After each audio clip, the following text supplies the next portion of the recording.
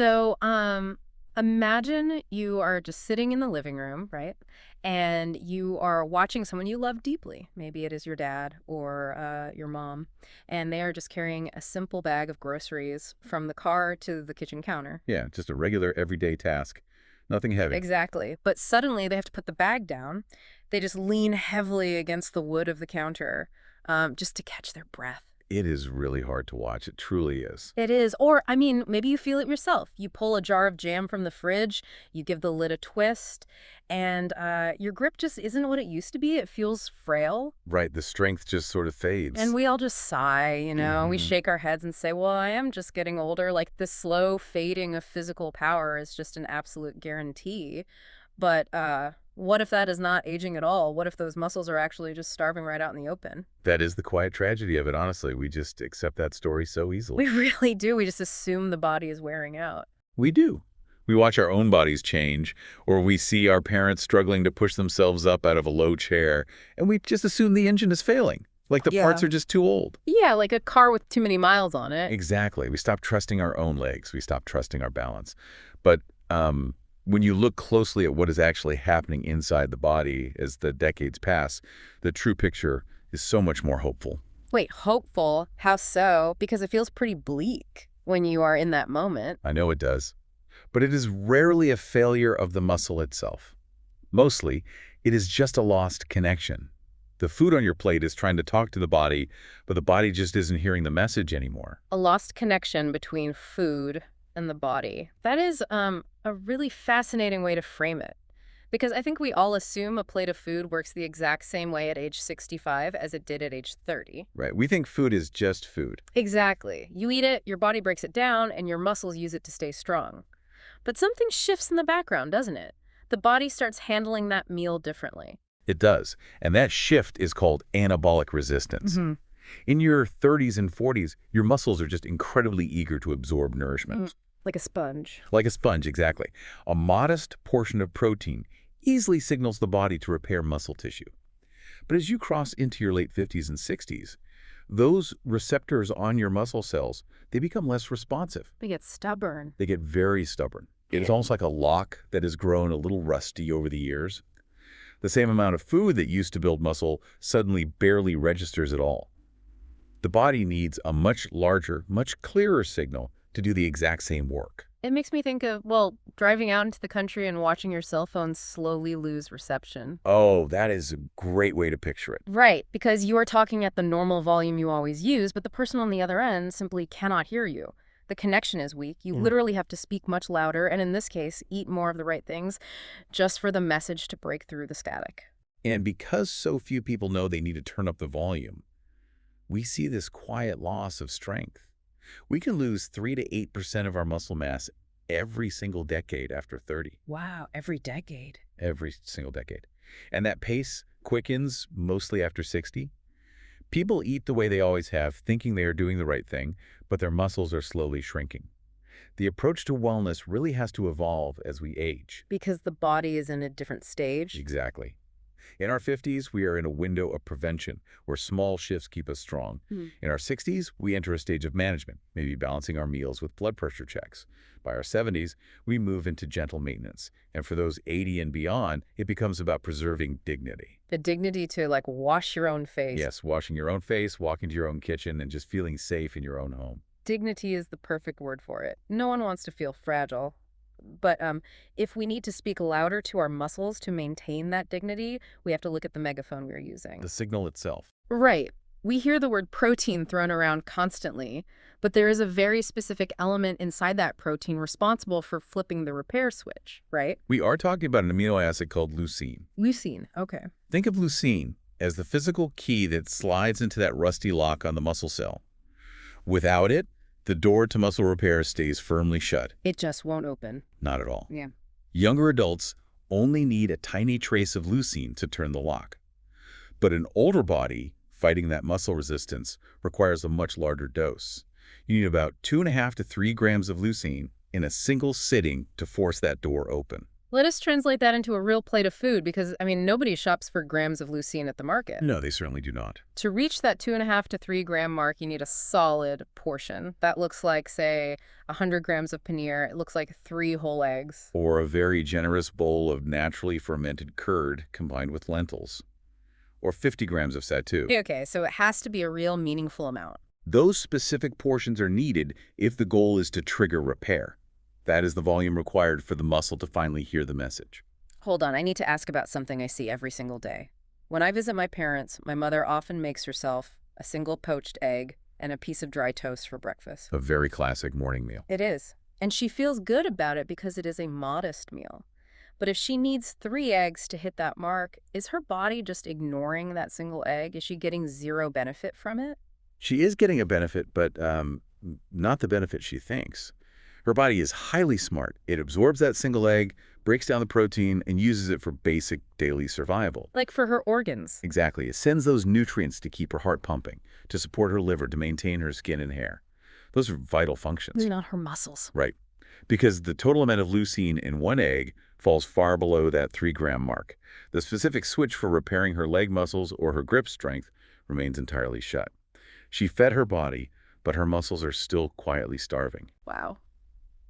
Which brings us to, I think, the most risky part of the day. If we know we need a large dose to build strength, we have to look at how people actually eat from morning until night. The daily routine. Yeah. There is a deeply rooted habit, mostly in older folks, to eat very lightly all day and save the biggest meal for dinner. It is a widespread habit, and in the body, it is the exact opposite of what an aging system requires. We have to understand something called muscle-full effect.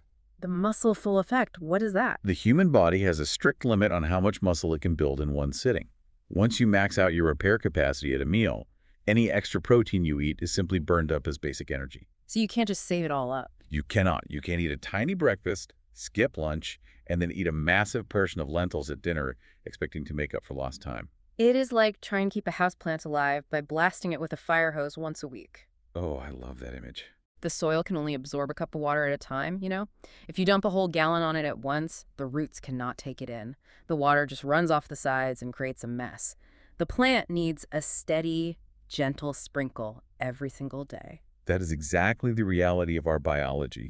The body needs a meaningful dose of protein every 4 to 5 hours to keep the repair signals active. Which means the traditional senior breakfast is a problem. It is a physical disaster. Yeah. Think about it. A cup of black tea and 2 thin biscuits.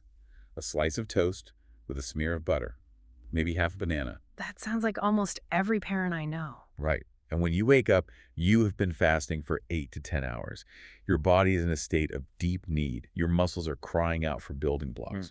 Giving them tea and a biscuit means they stay in a state of starvation until mid-afternoon. There's a story that shows this so clearly. This woman named Sarah out in Ohio, she was in her late 60s, and for decades, her morning routine was nothing but black coffee and a single slice of toast. Just that light, gentle start to the day. Exactly. She was never a big eater.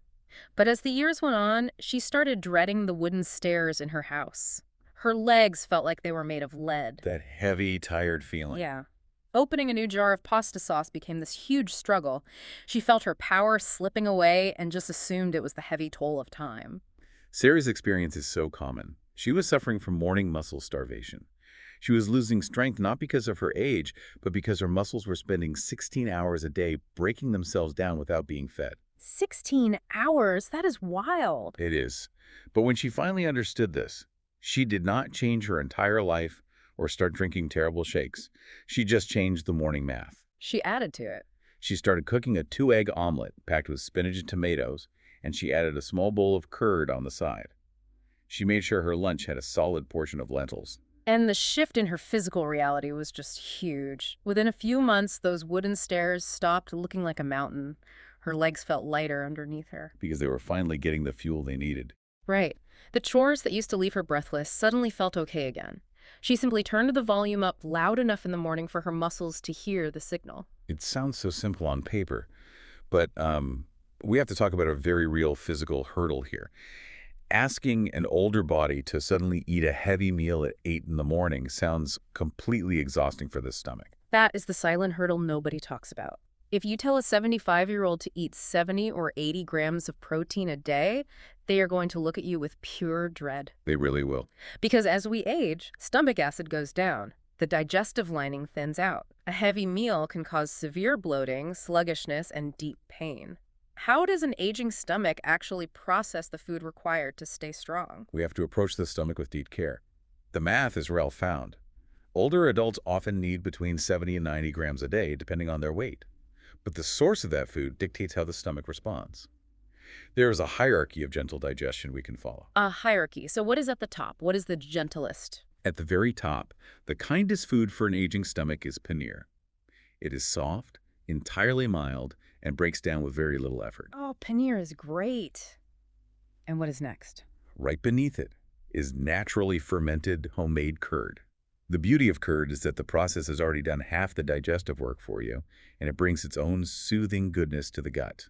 Sattu is also incredibly gentle, isn't it? Very gentle. It is roasted, which makes it remarkably light on the stomach, and it can be sipped slowly as a cooling drink or a warm porridge. Exactly. Yeah. Moving down the line, we have moong dal, the easiest of all the lentils to break down. Then eggs, which most people handle well. And finally, regular milk, which is deeply rich but can sometimes cause a bit of heaviness as the years go by. And we do not have to rely on the foods alone, right? There are natural ways to support that aging digestive fire. Absolutely. Like adding a few small slices of fresh papaya or pineapple alongside a meal. That provides natural fruit enzymes that actively take apart the heavy fibers. Yes, and if you are cooking a pot of lentils, stirring in fresh ginger or a warm pinch of ghee stimulates stomach heat and prevents the bloating before it even begins. It is about working with the body, not forcing food into it. This brings to mind Michael, a gentleman in his mid-70s living with type 2 diabetes. Ah, yes. The fear of sugar spikes. Exactly. He became so incredibly careful about his blood sugar spikes that he viewed almost all food as a threat. He started cutting his portions smaller and smaller out of pure fear. Which makes total sense from his viewpoint. He was trying to be safe. He thought he was protecting his health, yes. But the severe limits drained his energy entirely.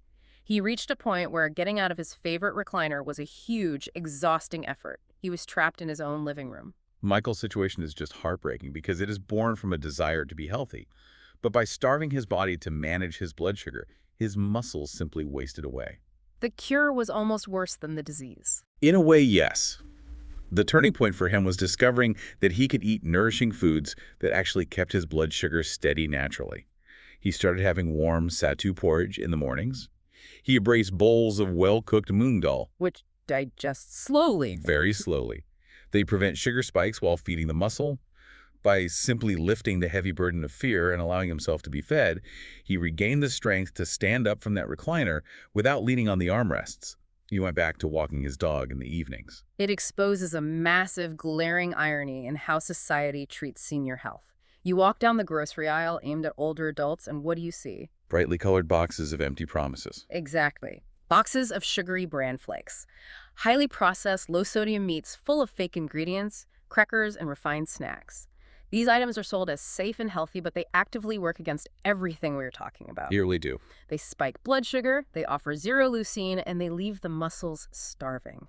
It is a deeply flawed cultural story. We push older adults toward foods that are easy to chew, but completely empty of life-sustaining power. And alongside that poor food environment, we have these lingering fears that prevent people from eating well. Like the kidney fear. Yes, people hear the word protein and right away imagine their kidneys failing. Let us clear the air on that, because adult children worry about this constantly. The human kidney is a remarkable, strong filter. For a healthy older adult without a known kidney disease, eating a robust amount of daily protein does not damage the kidneys. It does not overwork them at all. The kidneys handle paneer, dal, and eggs with complete ease. Obviously, if a doctor has found a specific kidney issue, that requires a tailored medical plan. But for the general public, the fear is just entirely misplaced. Another quiet fear is that true strength only comes from eating heavy portions of meat, which many older adults either cannot afford, cannot digest, or choose not to eat for their own personal beliefs. Right, they think they have to eat steak to be strong. Exactly. But as we have seen, the body does not care about the mindset of the food. It cares about the chemistry. Plant-based and dairy-based choices hold the power to trigger that repair switch, provided the portions are meaningful. We have talked entirely about the fuel, but Fuel sitting in the tank does nothing if you never turn on the engine.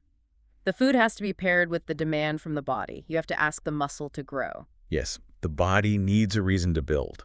But the word exercise terrifies people who have bad knees or aching lower backs. And rightfully so. If they picture heavy iron weights and breathless strain, no one wants that.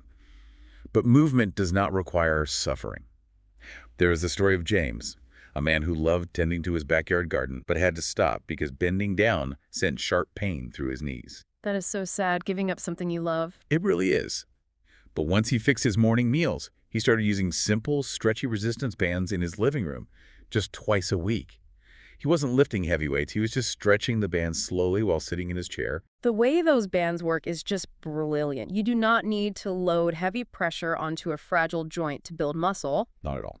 The muscle tissue only recognizes one thing: sustained tension. When you stretch a simple resistance band and hold it, the muscle fibers begin to tire out. They send a panic signal to the brain saying, "We are not strong enough for this tension." Right, they asked for help. Exactly. That signal, combined with a good meal, is what forces the body to rebuild the fiber thicker and stronger. James used that gentle tension to rebuild his leg strength until he could finally kneel in his garden again without pain. It is such a quiet victory. Just getting back to the dirt and the plants. It is. But it makes me wonder about the person listening right now who might feel a sense of regret. I completely understand that feeling. Because what if someone is 78 years old?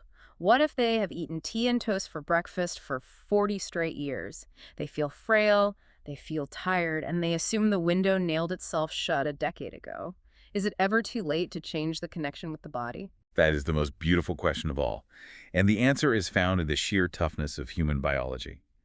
The body never forgets how to build muscle. Never. Even in their 80s? Even into a person's 80s and 90s. If you provide that specific level of food, and you provide that gentle muscular tension, the body will respond. The lock may be rusty, but the key still works. The machinery is simply waiting for you to turn the volume back up. It completely changes the way we are taught to view the later years of life. We are told to view aging as a long, certain process of shrinking. We really are. We are told to take up less space. We are told to move slower, to be quieter, and literally to eat less food. We are handed a script of feeding away.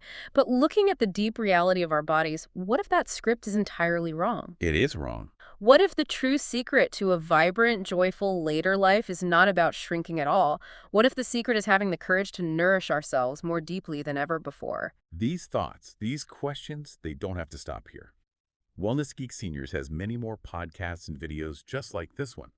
Subscribe to the channel and explore other episodes. They all flow the same gentle way. If this podcast felt genuinely useful to you, you share it with even one person in your life. That one share can bring a real change in someone's life. And it helps Wellness Geek Seniors reach more people who truly need this. If this brought you real value, look for the join button right next to the Wellness Geek Seniors logo below this video. Click it and become a member of the Wellness Support Circle. Your support helps honest health awareness reach thousands who are silently struggling. Wellness Geek Seniors moves forward because of you. Thank you so much from the heart for being here.